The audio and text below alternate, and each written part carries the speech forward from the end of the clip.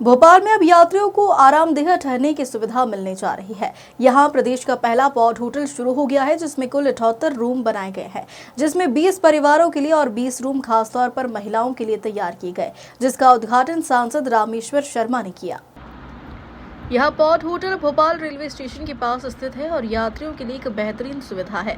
इस pod hotel की तर्ज पर पहले देश में मुंबई में पॉड होटल शुरू हुआ था और अब धीरे धीरे इसे देश भर में स्थापित किया जा रहा है। इस होटल की खासियत है कि किराया प्रति घंटे 200 रुपये होगा, जिससे यह यात्रियों के लिए बेहद किफायती और सुविधाजनक साबित होगा।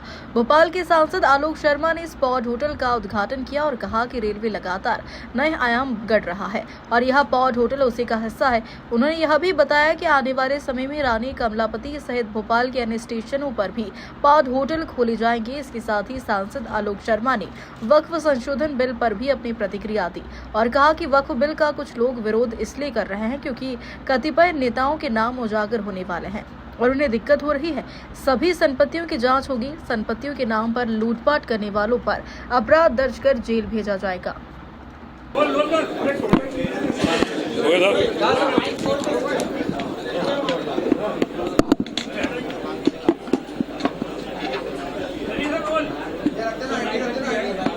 आज देश के यशस्वी प्रधानमंत्री आदरणीय नरेंद्र मोदी जी के मार्गदर्शन में भारत सरकार के रेलवे मंत्री अश्विनी वैष्णव जी के नेतृत्व में हमारे देश में लगातार यात्री सुविधा में वृद्धि की जा रही है।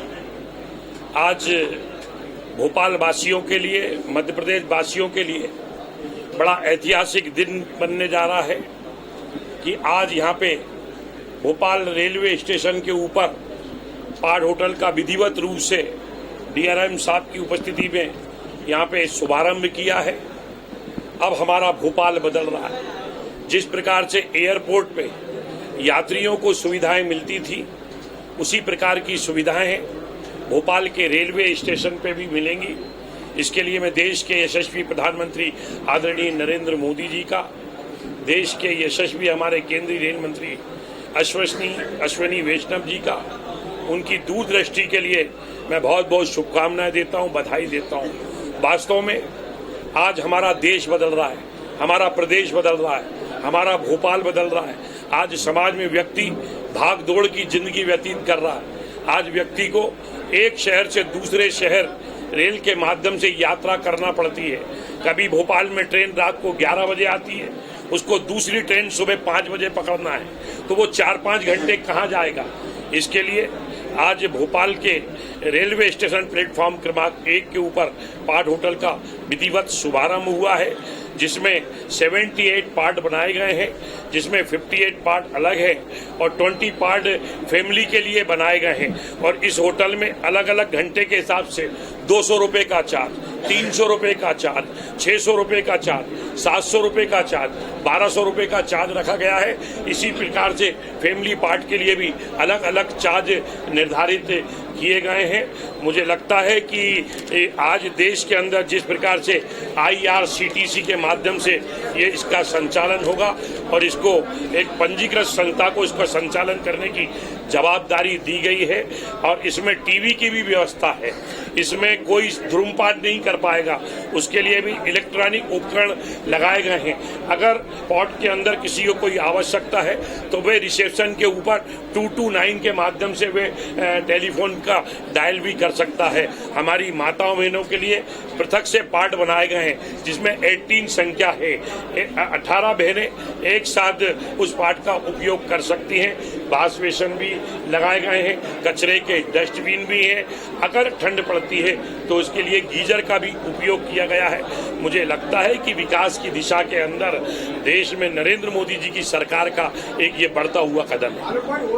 आने वाले समय में इसकी शुरुआत हुई है और ये देश के भारत सरकार तय करेगी, भारत सरकार के केंद्रीय रेल विभाग इसको तय करेगा और आने वाले समय में हम रानी कमलापति स्टेशन के ऊपर भी इसकी सुविधा देंगे और बहुत ही जल्दी संत हृदयराम नगर के ऊपर भी इसकी सुविधा मिलेगी। हमारे संसदीय क्षेत्र में सीओ रेलवे स्टेशन के ऊपर भी इसकी सुविधा मिलेगी। बहुत ही जल्दी भोपाल का जो निषादपुरा रेलवे स्टेशन है वो भी अत्याधुनिक रूप से बनकर तैयार हो गया है। केंद्रीय रेल मंत्री अश्वनी वैष्णव जी से पिछले दिनों मैंने मुलाकात की है और उनको निवेदन किया है और उनको ये निवेदन किया है कि जल्दी से जल्दी इसकी तिथि तय करें। मुझे लगता है कि भोपाल में आने वाले समय के अंदर 250 से अधिक अमृत स्टेशन बन के तैयार हुए हैं। उसी तारतम्य के अंदर हमारे भोपाल के निशातपुरा रेलवे स्टेशन का भी शुभारंभ होगा, जिससे कि आने वाले समय के अंदर बहुत सारी जो ट्रेन है, जैसे मालवा ट्रेन है इंदौर से भोपाल रेलवे स्टेशन आती है, हमने निर्णय लिया है कि अब जो इंदौर से मालवा ट्रेन आएगी वो निशातपुरे से चलेगी। बहुत सारी ट्रेन हम निशातपुरे से चालू करेंगे। जो निशातपुरे मेरी मांग है कि अब दिल्ली और ये बम्बई को मार्ग जोड़ता है, दिल्ली से कोई भी ट्रेन आती है तो वो भोपाल से, इटारसी से, खंडवा बुरहानपुर से बॉम्बे जाती है। अगर इस इटारसी खंडवा बुरहानपुर के ट्रैक पे ऊपर कोई मेंटेनेंस का काम चल रहा है तो ऐसे समय वैकल्पिक मार्ग भी होना चाहिए। रेल मंत्री जी से मांग की है कि निशातपुरे का जब रेलवे स्टेशन प्रारंभ हो जाएगा तो हम भोपाल से संत राम नगर से उज्जैन, रतलाम, सूरत से हम मुंबई सेंट्रल के लिए रेल प्रारंभ करके भोपाल की जनता की सेवा करें। आलोक भाई, 6 नंबर रेलवे स्टेशन बनाया है, लेकिन यात्रियों को सबसे ज्यादा असुविधा हो रही है अंदर आने में, क्योंकि मेट्रो का काम चल रहा है। कई यात्रियों की ट्रेन छूट जाती है, बुजुर्गों का, क्योंकि पार्किंग की व्यवस्था जो आपने की वो बिल्कुल मैंड में करती है। छोटी सी जगह है, या तो पार्किंग को क्या किया जाएगा? देखिए, जब भी हम सब भारत के नागरिक हैं, हम सब लोग पढ़े लिखे हैं, जब भी स्वयं हम अपने रहने का भी आशियाना बनाते हैं, घर बनाते हैं, तो थोड़ी धूल तो उड़ती है, थोड़ी ट्रैफिक की प्रॉब्लम तो आती है, पड़ोसी को भी दिक्कत होती है। मुझे लगता है कि बहुत ही जल्दी हमारे रेलवे के DRM आदरणीय देवाशीष त्रिपाठी जी लगातार प्रतिदिन मॉनिटरिंग कर रहे हैं। हम लोग संवाद करते हैं, चर्चा करते हैं, जो टाइम लिमिट तय हुई है उसके अंदर 6 नंबर प्लेटफॉर्म का काम पूरा होगा। बहुत ही जल्दी मेरी दिशा की भी बैठक भोपाल के अंदर होगी, जिसमें मैं मेट्रो के अधिकारियों को बुलाकर टाइम लिमिट तय करके 6 नंबर वाला पोर्शन लंबे समय से जिसकी हम लोग आवश्यकता महसूस कर रहे थे कि वो पुराने हिस्से का हिस्सा है, उसका भी विकास होना चाहिए। मुझे लगता है बहुत ही जल्दी प्लेटफॉर्म क्रमांक 6 का भी विस्तार होगा, सारी सुविधाएं होंगी। पार्किंग के नाम के ऊपर किसी को भी अवैध वसूली करने की अनुमति नहीं दी जाएगी। टेम्पू जो जहाँ से चलते पुराने शहर के अंदर, उनके लिए भी मैं पुलिस कमिश्नर से बात करके आदर्श आचार संहिता बनवाने का काम करूंगा, क्योंकि मैं भोपाल में मेरा जन्म हुआ है, भोपाल की गलियों में खेत कूल करके मैं बड़ा हुआ हूँ। भोपाल में कई बार ऐसी घटनाएं हुई हैं जिससे पूरे भोपाल शहर शर्मसार हो जाता था। इसके लिए आने वाले समय के अंदर ऑटो वाले भी एक स्थान से दूसरे स्थान यात्रियों को ले जाने के लिए लूटपाट नहीं करें, उसके लिए भी रेट सूची का निर्धारण होगा। कोई भी ऑटो वाले, कोई कितना बड़ा भी चच्चा मम्मा पहलवान हो, अब वो यात्रियों के सूट के छीनेगा नहीं, बिठाएगा नहीं। अगर जाना है तो जो रेट फिक्स होगा उस दिशा के अंदर भी भोपाल का बेटा काम करके भोपाल की जनता की सेवा करने का कार्य करेगा। यात्रियों को मेरा सवाल यह है कि यात्रियों को परेशानी हो, उसके लिए वैकल्पिक व्यवस्था की जाए कि या तो वो पार्किंग हटा दी जाए ताकि यात्री जल्दी से अंदर आ जाए, तो ट्रेन छूटे, बुजुर्ग रहते हैं साथ में। देखिए, मुझे लगता है और भी उसमें क्या बेहतर करने की आवश्यकता है। 1-2 दिन के अंदर मैं प्लेटफॉर्म क्रमांक 6 की तरफ जाकर DRM के साथ विजिट करेंगे, उसको एग्जामिन करेंगे। अगर कोई व्यवहारिक ऐसी कठिनाई है, तत्काल उसके ऊपर निर्णय करके जनता की सेवा करने का कार्य करेंगे। हैं कि इस बिल को ना हम पहले मानते थे संशोधन को, ना अब मानेंगे। एक संशोधन मंजूर नहीं।